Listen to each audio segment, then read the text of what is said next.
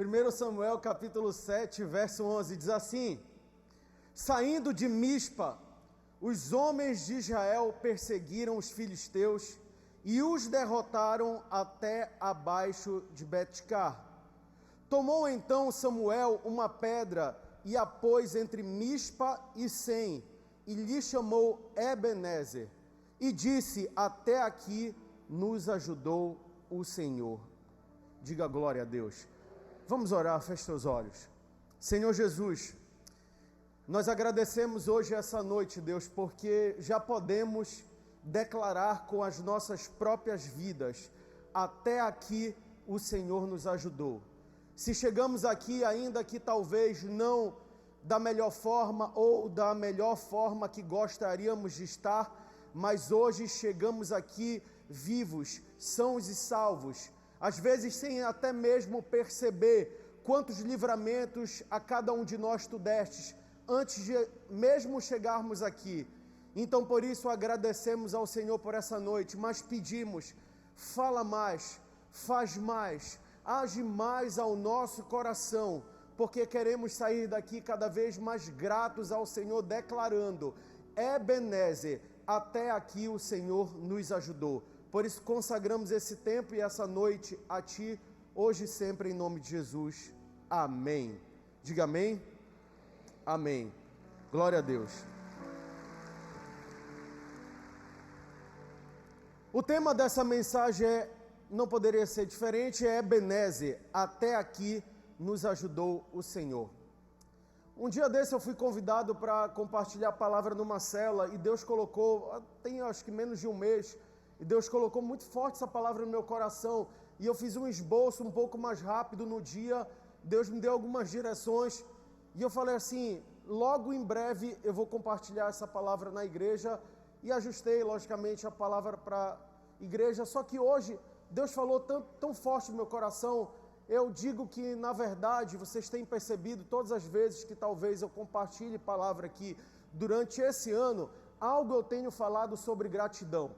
Eu tenho caminhado e andado esse ano agradecendo a Deus, sendo grato a Deus pela vida, grato a Deus por tudo que Ele tem feito. E essa é uma palavra, antes de mais nada, uma palavra muito forte sobre gratidão, porque Ebenezer, e a palavra declarada era: até aqui o Senhor nos ajudou. Até aqui o Senhor te ajudou, mesmo que você não perceba, mesmo que talvez você esteja vivendo um ano ingrato, às vezes murmurador diante de Deus, mas se você parar para pensar, até aqui o Senhor te ajudou. Só que essa palavra fala de algo muito específico ao povo de Israel. Israel estava vivendo um tempo talvez um dos mais sombrios, um tempo caótico, um tempo de muita derrota, um tempo onde as coisas não andavam, e às vezes acontece isso conosco. Sabe aquele tempo caótico? Parece, segundo diz o ditado popular, parece quanto mais eu rezo, mais assombração me aparece. Aquele momento que a oração não conecta com as atitudes, aquele momento que o clamor parece que não encontra uma vitória, não encontra uma porta aberta, não encontra uma certeza de tempos melhores, e a expectativa e a esperança de um dia melhorar, ela parece que cada vez fica mais distante. Israel estava vivendo esse tipo de realidade durante muitos anos, oprimidos por vários povos, mas em especial pelos filisteus, onde eles eram subjugados a inimigos que não eram quaisquer inimigos, mas um inimigo cruel, e um inimigo muito mais forte, um inimigo mais preparado, e constantemente eles eram atacados pelos filisteus, e eles saqueavam tudo que eles tinham, saqueavam os seus bens, saqueavam as suas terras. E essa opressão, ela não era só uma opressão militar, mas era uma opressão, além de militar, também era uma opressão espiritual, porque ela vem em um momento que o povo ele havia se afastado de Deus. E olha como isso tem muito a ver com cada um de nós. Quantas vezes nós até estamos indo tão mal em algo na nossa vida, e a gente ainda assim às vezes não consegue clamar a Deus da forma certa. Existe a forma certa? Claro, porque Israel ele tentava usar os utensílios de Deus, as coisas de Deus, de forma de um amuleto. Mas a verdade é que eles estavam sendo subjugados, e nesse momento de uma vida desordenada diante de Deus, um contexto espiritual quebrado, uma relação militar também de quebra, onde eles não conseguiam ver vitória, eles se afastaram do Senhor, começaram a adorar outros ídolos, e isso era visto de forma muito ruim por Deus. Deus, ele desejava que a glória dele não fosse dividida, diz a palavra, com outrem. E o fato deles se afastarem dessa forma, colocando Deus distante das coisas dele, faziam eles serem subjugados, terem uma vida desordenada. Quem está entendendo o que eu estou dizendo aqui? Que você comece a imaginar como isso pode te impactar. Mas aí, nesse momento, o tempo do sacerdócio do profeta Eli, ele que deveria guiar o povo espiritualmente, ele já era um homem idoso, de avançada na sua idade. Ele tinha 2 filhos, Ofni e Finéias. Só que esses 2 filhos deles eram muito piores do que qualquer outro que pudesse aparecer naquele local. Viviam uma vida dissoluta, agiam de uma forma corrupta, inclusive no serviço do templo. E isso era visto de forma muito ruim por Deus. Então não adiantava tentar agir com as coisas de Deus se o seu coração era corrupto. E aí, em meio a uma batalha que teve contra os filisteus, eles fazendo uso, seus filhos fazendo uso inclusive da Arca da Aliança, que representava a presença de Deus, mas de forma muito errada, eles morrem. Finéias e Ofni, eles morrem. Os filhos do profeta, do sacerdote, eles morrem. E a partir do momento que os filhos dele morrem no meio dessa batalha, também a arca de Deus, ela é levada. Mas o interessante diz que naquele dia que morreu Ofni e Finéias e a arca foi roubada, a Bíblia diz que a glória de Deus, ela havia se afastado. E o profeta Eli, para piorar a história, quando eu digo, quanto mais eu rezo, mais a assombração me aparece. Aí o que acontece? Eli fica sabendo, ouve-se uma história, ele pergunta o que aconteceu, dizem para ele: olha, os seus filhos morreram. Finéias e Ofni, eles morreram. Só que não foi só isso não, a arca de Deus, ela foi levada. No momento que ele entende que a arca de Deus foi levada, a Bíblia diz que ele, perto da porta da cidade, ele tomba de uma cadeira, bate o pescoço, quebra o pescoço e ele morre naquele determinado momento. E aí a gente pensa que as coisas vão melhorar. Não, elas não melhoram. Finéias tinha uma mulher que estava grávida, diz a palavra, e ela estava a ponto, perto de ter o seu filho. Só que naquele momento que ela fica sabendo que o seu sogro morreu e que a arca de Deus havia sido levada, o seu parto, ele vem de forma prematura, ele vem no tempo errado, mas não só isso, a sua vida é ceifada. Inclusive o nome daquele filho se chama Icabô, que a glória de Deus se foi. Esse era o significado. Então Israel vivia esse nível de vida diante de Deus. Não só era uma vida distante de Deus, como era um momento que tudo dava errado, nada se conectava, as coisas não andavam, a vida deles não iam bem. E é nesse momento que entra o profeta Samuel. Só que o profeta Samuel, aquele que foi prometido, homem de Deus, profeta Samuel, ele chega já metendo o dedo na ferida. E qual era a direção do profeta Samuel naquele momento? Olha, restabeleça a adoração a Deus. Vocês querem que as coisas comecem a dar certo? Está na hora de restabelecer o momento de adoração a Deus. Você quer que as coisas comecem a dar certo na sua vida? Restabeleça a presença de Deus na sua vida. Comece a atrair a presença de Deus para a tua vida. E aí ele dá uma direção: olha, afastem os ídolos, comece a limpar a casa e comece a clamar ao Senhor, vivam para Ele. E aí eles começam a executar isso. Em determinado momento eles estão em Mispa e eles fazem um pedido a Samuel: Samuel, clama por nós, age em nosso favor, as coisas vão começar a mudar. Os filisteus ficam sabendo que eles estavam naquele local e havia um grande alvoroço. Só que nesse momento nós já vemos uma realidade diferente. A arca de Deus estava naquele local, mas a arca de Deus, ela não era um amuleto, ela não era um chaveirinho de... Eu falei domingo sobre os utensílios que a gente usa de simpatia, ela não era um pé de coelho, ela não era uma ferradura, naquele momento já era a presença de Deus, porque a presença de Deus já tinha sido atraída, e naquele momento, quando fica sabendo o que vai acontecer, o próprio profeta, ele começa a orar. Samuel, ele começa a orar, ele começa a clamar a Deus, e ele apresenta um sacrifício diante de Deus. E quando ele apresenta esse sacrifício, ele começa a entender a presença de Deus nesse local. E o interessante disso, para encurtar a história, na verdade, para eu começar a pregação para vocês, e o interessante disso é que eles nessa vitória, nessa batalha, eles tiveram a vitória. Nessa guerra, eles tiveram a vitória. Mas eles não fizeram praticamente nenhum esforço, porque a presença de Deus estava nesse lugar. Por isso que Salmos 127 diz, se o Senhor não edificar a casa, em vão trabalham aqueles que a edificam. Se o Senhor não vigiar a cidade, em vão vigia a sentinela. Inútil vos será granjear pão de dores, porque o Senhor dá aos seus amados enquanto eles dormem. Sabe o que é isso? Quando nós andamos diante de Deus, às vezes não precisa nem se esforçar. Só precisamos estar no local onde Deus nos direcionou e as coisas vão acontecer. Glória a Deus.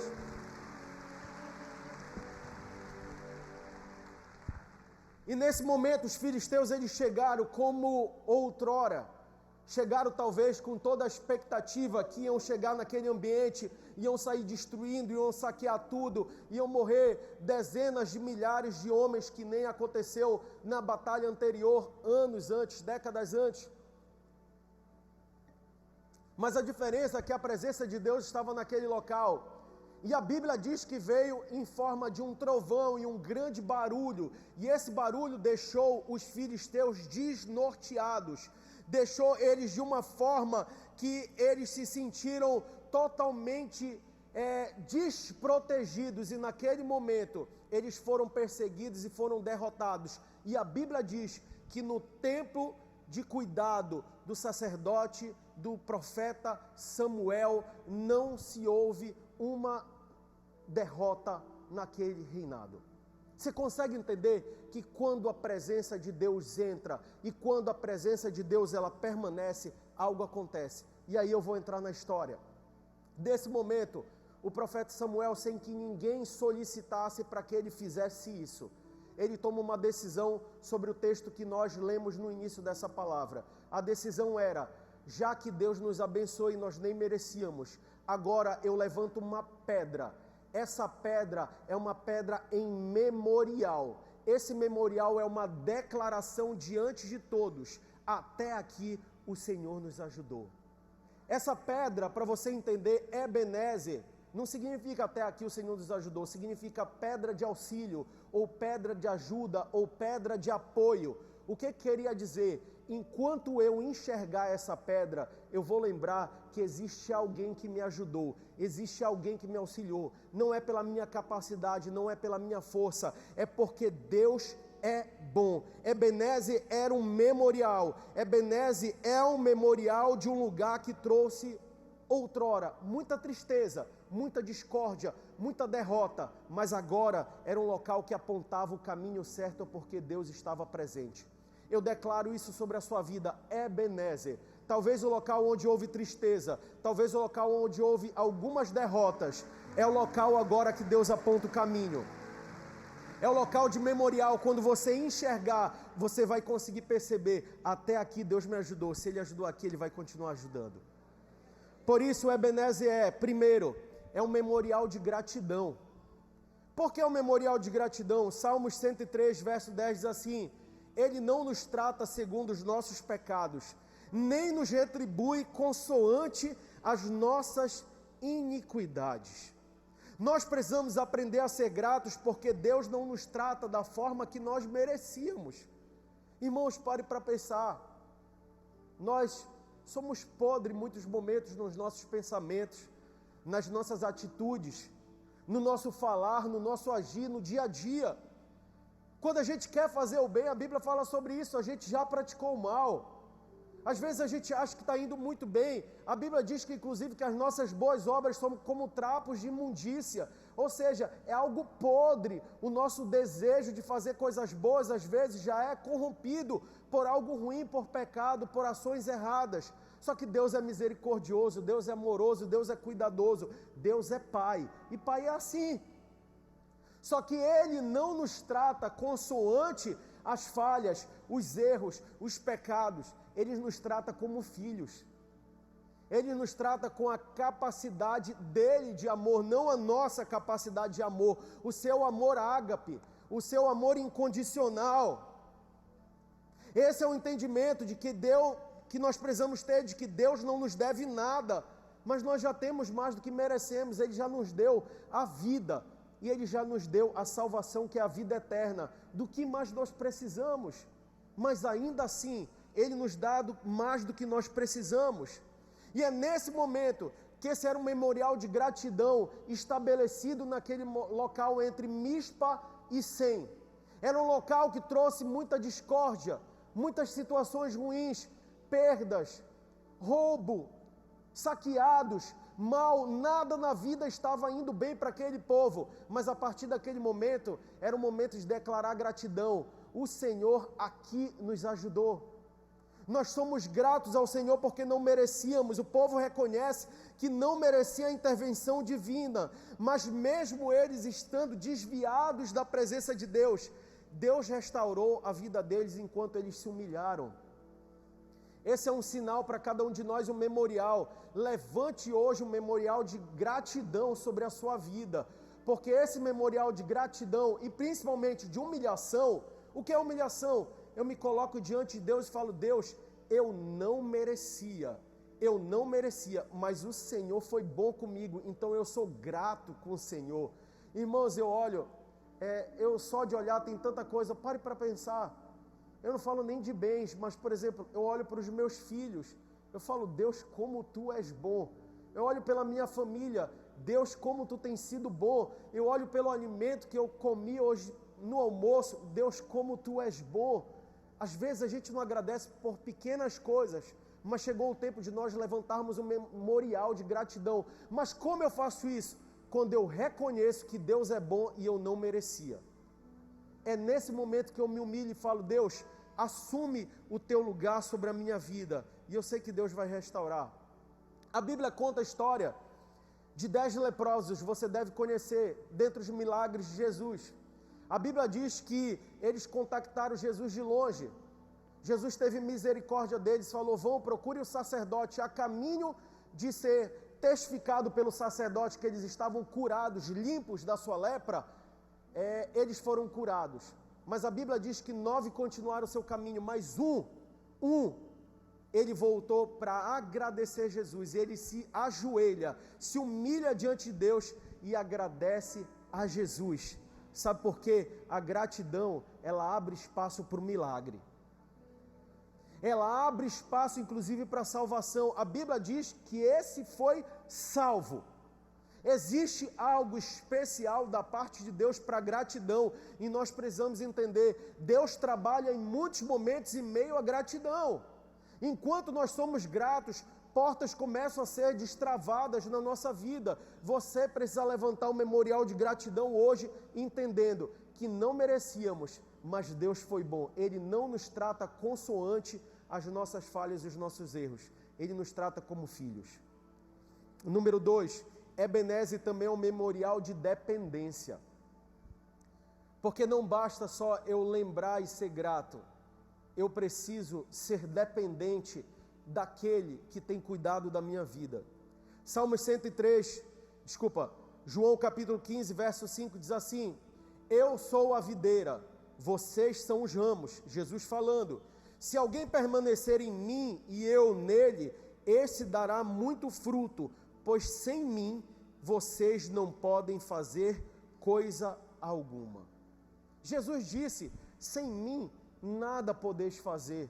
Vocês precisam de mim, vocês necessitam do meu toque. Existe uma resposta que só eu tenho para você. Não adianta muitas perguntas quando você não quer ouvir a resposta daquele que tem o segredo para a tua vida.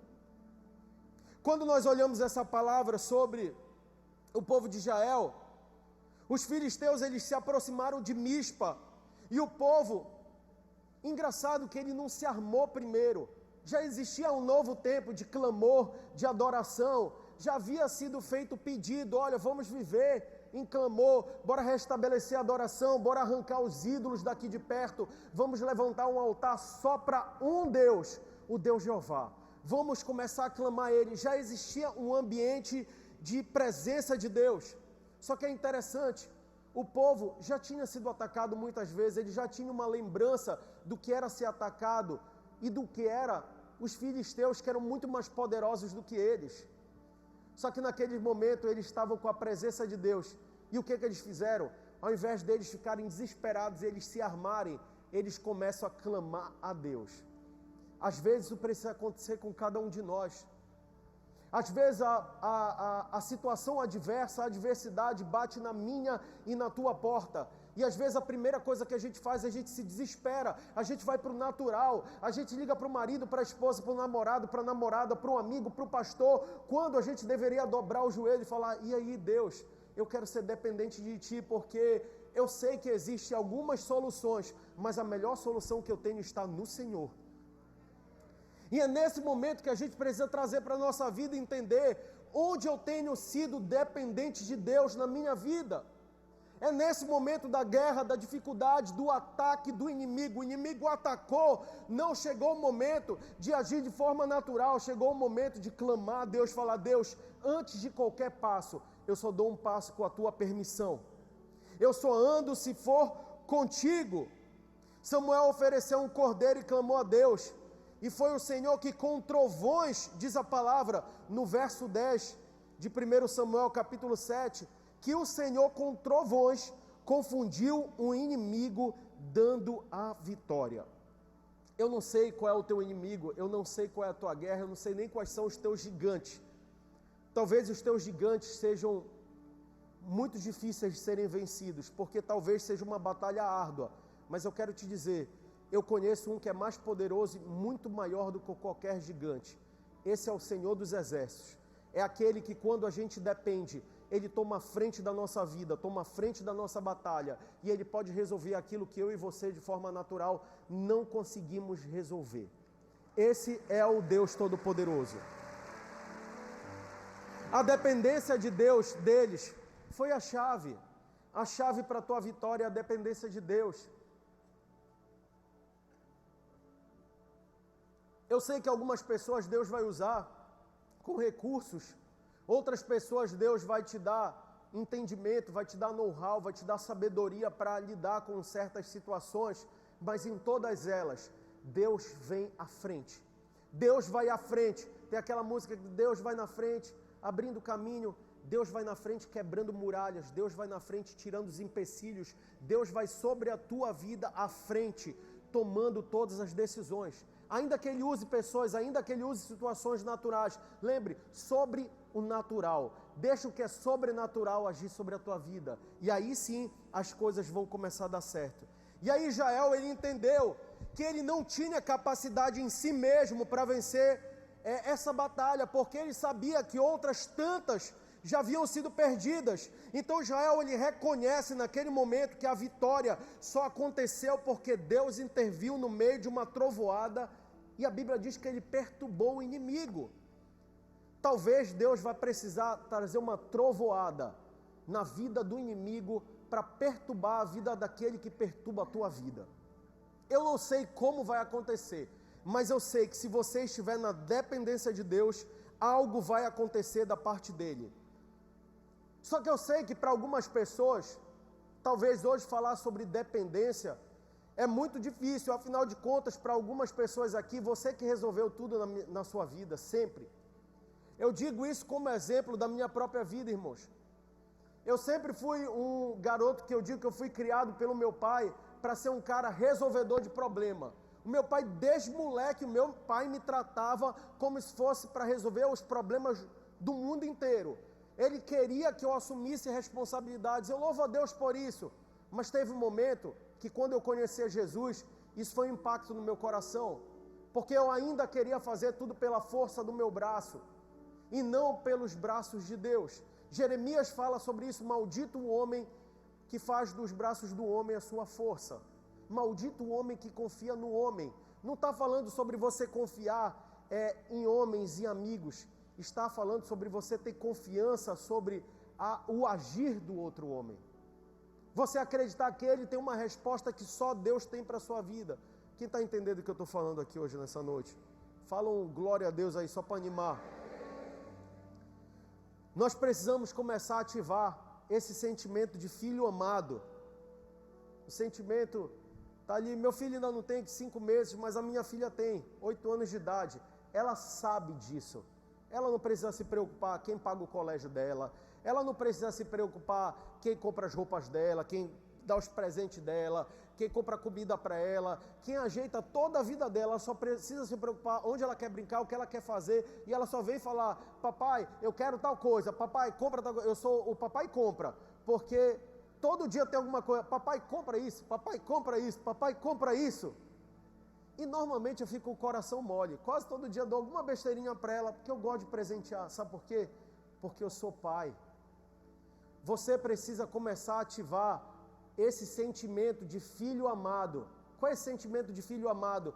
Eu não vou me preocupar com nada porque papai vai dar. É o sentimento de eu não tenho que me preocupar nada porque eu sou dependente do papai. Nem o imposto de renda vem atrás de mim porque eu sou dependente. Que saudade daquela época, né, irmão? Que você não tinha nem que pagar boleto, você não tinha que resolver o problema, mas agora tem que resolver um monte de problema na tua vida. Às vezes é pesado, a gente acorda, é tanta demanda, é tanta guerra, é tanta situação, e ainda vem uns inimigos no meio disso. Aí você fala: e agora já estava tudo ruim, agora já piorou. É esse momento que eu falo: Deus está aqui os boletos, Deus. É o momento que você fala: Deus, está aqui a minha vida, eu não estou aguentando, não sei como lidar, mas o Senhor tem a resposta certa que eu preciso. O Senhor tem o que eu preciso, com os teus recursos, da tua forma, do teu jeito, Deus, não do meu jeito. Então é um memorial também de dependência. Mas número 3, é um memorial de permanência. Ebenezer aponta para uma pedra que foi colocada para gerar uma lembrança. Ebenezer, aquela pedra, ela mostrava a intenção de Samuel, de cada pessoa que passasse, seja naquela geração, seja em outra geração, mas todo o povo de Israel olhasse: até aqui o Senhor nos ajudou. Era uma pedra de memorial, de lembrança, para dizer: se Deus agiu na minha vida, e eu estava distante dele, e eu clamei, e Deus agiu, chegou o momento de eu entender que eu preciso permanecer. Entenda, você veio hoje para cá, talvez você está todo quebrado diante de Deus. Talvez você vê uma realidade num domingo cheio do Espírito Santo, forte durante a semana, a vida foi muito distante de Deus. Não teve um tempo de conversa, não teve nem 5 minutinhos de conversa com Deus. Chegou o momento de você voltar, mas agora voltar para permanecer. Permaneça diante de Deus. Esse é o memorial que nós colocamos. Deus, todas as vezes que eu ver essa pedra, eu tenho que lembrar que não há vida longe de ti. Não há vida distante das tuas direções. Deuteronômio capítulo 6, verso 12 diz assim: tenham cuidado. Não, é isso, só que eu vou, essa versão aqui, pastor, eu não sei se é RC, não, NVI então. Tenham cuidado, não se esqueçam do Senhor que os tirou do Egito, da terra da escravidão. Esse era um alerta. Esse alerta era um alerta, nessa palavra específica que eu acabei de ler, era um alerta de Deus ao povo, declarando que ele estava cumprindo a sua promessa. Eu prometi a vocês uma terra, eu prometi a vocês um local especial, eu prometi que eu daria a descendência de Abraão, eu daria a descendência de Isaac, de Jacó, eu daria por possessão essa terra, eu daria para vocês aquilo que eu havia preparado, e agora eu dei, agora eu já preparei, mas lembrem como era a vida de vocês no Egito quando vocês eram escravos, e agora comparem com a vida que vocês vivem diante de mim hoje em dia, Isso é para vocês lembrarem que foi eu quem fiz isso na vida de vocês. Vocês não resolveram nada. A Bíblia é clara quanto a isso. Depois você lê os outros versículos. Deus está dizendo para eles, olha, vocês no pagamento dessa conta não deram um centavo. Quem bancou essa história todinha foi eu. É quando Deus diz para cada um de nós, você virou dependente, agora permaneça, porque eu vou cumprir cada promessa que eu joguei sobre a sua vida. Cada desígnio que foi dado aos seus pais, aos seus antepassados, será cumprido, porque eu sou um Deus de palavra. Não sou homem para que minta, nem filho do homem para que se arrependa. Se eu disse, eu vou cumprir. Só que isso era um memorial para ser permanente nele, porque longe dele não há facilidade. Israel esquecia, e é por isso que Deus lembrava. Você vê com muita facilidade na Bíblia aparecer, lembrem-se. Por quê? Porque Israel esquecia com muita facilidade o que Deus fazia por eles. E por isso Deus sempre falava, se lembrem, não me esqueçam, presta atenção, olha o que eu estou fazendo com vocês. Um recado para cada um de nós, não esqueça de onde Deus te tirou. Não é para você voltar lá, é para você estabelecer um memorial de permanência do que é a vida sem Deus. Você lembra do que era a tua vida sem Deus? Pois é, não se esqueça, se lembrem que quem fez isso por vocês foi o Senhor. Essa pedra era um memorial de lembrança de que longe de Deus a vida se torna um campo de guerra muito arriscado. Nós precisamos aprender a permanecer em Deus quando as coisas vão boas, mas também quando as coisas vão ruins, porque as circunstâncias não podem definir qual é a distância que eu e você nós vamos viver de Deus. As coisas estão bem na sua vida, glória a Deus por isso, então permaneça diante dele. As coisas começaram a desandar, não comece a perguntar a Deus onde tu estás, por que tu me abandonaste. As coisas ruins também acontecem.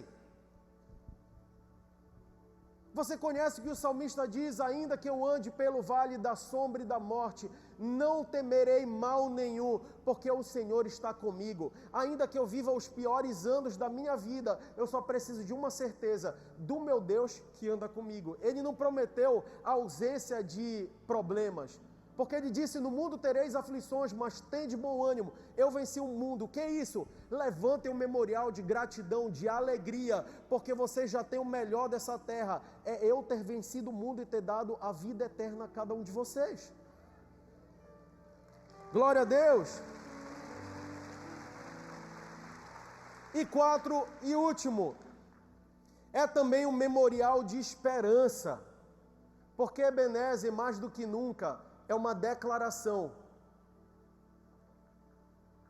de que o Senhor ele é bom e Ele continua fazendo sempre e eternamente coisas boas a cada um de nós. Ele tem cuidado de nós.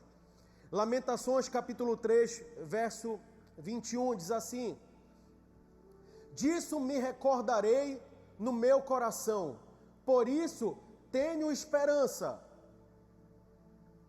As misericórdias do Senhor são a causa de não sermos consumidos, porque as suas misericórdias não têm fim. Novas são cada manhã, e grande é a tua fidelidade. Olha que bênção essa palavra, disso eu vou sempre me lembrar, dentro do meu coração, aonde nunca vai fugir, onde eu vou marcar um memorial dentro do meu coração, declarando que eu tenho esperança no Senhor, porque as misericórdias do Senhor, todos os dias elas se renovam, e elas são as causas de eu não ser aniquilado, de eu não ser consumido, porque Deus tem misericórdia de mim, de você, e é por isso que eu tenho esperança. Deus, eu tenho esperança em um Deus que é misericordioso, que não é um Deus de aniquilar, que é um Deus que não olha as minhas transgressões e não me trata consoante a elas, mas é um Deus que me trata como filho amado e preferido dele. Glória a Deus, glória a Deus. E aí ele fala, novas são cada manhã, glória a Deus, e grande é a tua fidelidade. Até aqui fez o Senhor, era uma declaração simples, de que o futuro dependia de Deus. Era uma declaração seguinte, Samuel estava dizendo, nós estávamos distantes, mas encontramos o Senhor. Enquanto nós andamos no Senhor, até aqui o Senhor cuidou de cada um de nós. Mas o futuro, a partir de agora, pertence a Deus. Eu não posso mover uma palha pelo futuro. A única coisa que eu posso fazer é andar com aquele que tem controle sobre o meu futuro. Andar com Deus. Eu já entendi o recado. Samuel, ele estava dando uma declaração. Eu coloco o memorial de esperança aqui, declarando a todos que passarem: o Senhor, Ele nos guardou. Nós não merecíamos a morte, mas o Senhor nos protegeu, o Senhor nos livrou da mão dos inimigos, e o Senhor nos deu vida, Ele teve misericórdia de cada um de nós. Por quê? Porque é o que Hebreus 13:8 diz assim: Jesus Cristo é o mesmo ontem e hoje e eternamente, porque o mesmo Deus que fazia milagres no passado, é o mesmo Deus que está fazendo milagre hoje aqui nessa noite, e é o mesmo Deus que amanhã já preparou os milagres para a sua vida. Jesus Cristo era, é e há de ser o mesmo. Ele é o mesmo sempre e eternamente, ontem, hoje e sempre. Você precisa lembrar disso. O que é isso? É um memorial de esperança. O Deus que cuidou de você de ontem até hoje, você chegou vivo aqui, é o Deus que vai te cuidar amanhã, é o Deus que vai te cuidar depois de amanhã, é o Deus que está cuidando de você. Malaquias capítulo 3, verso 6, já estou finalizando, diz assim: porque eu, o Senhor, não mudo. Porque eu, o Senhor, não mudo. Portanto, se vos fará noite, para que não haja profecia, e haverá trevas, para que se não haja adivinhação, e se não porá o sol sobre esses profetas, e o dia sobre eles se enegrecerá. Eu acho que não é esse. Malaquias, estava em qual? Miqueias? Eu falei Malaquias ou falei Miqueias? Então é o senhor, pastor, não foi eu. Pensei que era eu, olha. Misericórdia do pastor também, pessoal. Muito versículo um atrás do outro, e muda a versão, faz isso, faz aquilo. Roubará, mas aquele texto é forte, né? Guarda, Deus está querendo falar com você. Roubará o homem a Deus, todavia, não é o 6, pastor. Olha, já está indo para o dízimo. Porque eu, o Senhor, não mudo, por isso vós, ó filhos de Jacó, não sois consumidos. Olha que presente essa palavra. O Senhor, Ele continua sendo o mesmo, Ele não muda, não há alteração no Senhor, Ele não tem uma alteração de perspectiva. A Bíblia é clara quanto a isso. Por exemplo, quando a gente vê que o povo destruiu a terra quanto ao dilúvio, a Bíblia fala em alguns momentos, algumas versões, sobre arrependimento. Esse arrependimento no original é entristecimento, porque Deus não se arrepende. Não é da característica de Deus o arrependimento. Isso é do homem. Nós que precisamos nos arrepender, mudar de trajetória. Mas Deus, Ele não muda na sua característica. E é por isso que eu e vocês, nós não somos consumidos. Porque Deus é bom. E essa bondade de Deus, e essa imutabilidade de Deus, é a capacidade que nos dá de colocar uma pedra e dizer: esse é meu memorial de esperança, porque o Deus que eu sirvo continua sendo o mesmo. E Ele continua sendo o mesmo porque, eu finalizo com isso, lembre disso sobre a sua vida. O Deus que um dia já fez algo na tua vida, porque existem pessoas aqui que já esqueceram que Deus um dia te curou de algo. Tem pessoas aqui que esqueceram que você sonhava com uma família e Deus te deu uma família linda e abençoada. Você sonhava com filhos e Deus te abençoou. Você sonhava às vezes com um trabalho, às vezes com um bem, às vezes com uma situação na sua vida. E hoje nós deveríamos estar agradecendo ao que nós clamamos a Deus há 10 anos atrás. Mas às vezes nós esquecemos e precisamos lembrar, não só para depender e ser gratos a Deus, mas lembrar que existe esperança de um futuro em Deus melhor. Porque o Deus que fez há de fazer novamente tudo aquilo que Ele prometeu a cada um de nós. Glória a Deus, fique em pé no seu lugar.